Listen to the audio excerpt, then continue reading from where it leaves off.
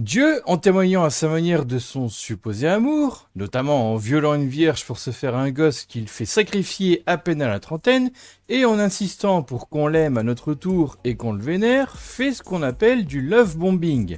Littéralement bombardement d'amour en français, même si je ne vois personne appeler ça à la française. En gros, c'est le fait de faire d'intenses démonstrations d'amour envers une ou plusieurs personnes. Alors je ne suis pas sûr qu'il y ait besoin que ce soit répété pour être considéré comme tel, mais dans la pratique, un cas fréquent, ce sera qu'un groupe de personnes va manifester son amour envers quelqu'un et que les gens du groupe vont le faire plus ou moins en même temps. Pour donner un exemple concret, tu arrives pour la première fois dans une église, les membres remarquent une nouvelle tête, la tienne donc, et vont un par un te sauter dessus en te saluant, te souhaitant la bienvenue, en te posant des questions sur toi, sur ta foi, tes motivations à venir ici. Et après, ils vont te parler de Jésus, ils vont te proposer que vous vous revoyiez pour en reparler, te demander ton numéro de téléphone.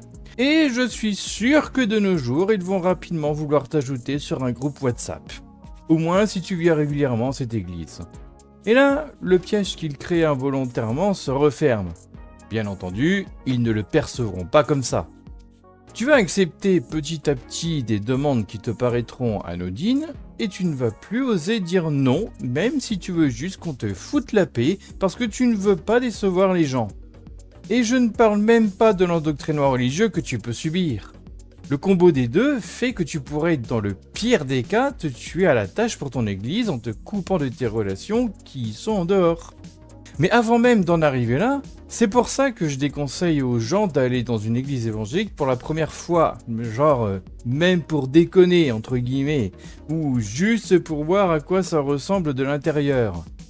Enfin, disons que c'est pas quelque chose que n'importe qui pourrait faire sans se faire influencer. Il faut y aller avec un certain caractère et un œil bien ouvert sur ce qu'il se passe. C'est pour ça que je l'avais mis en premier point de mon violentomètre évangélique, toujours disponible en téléchargement d'ailleurs.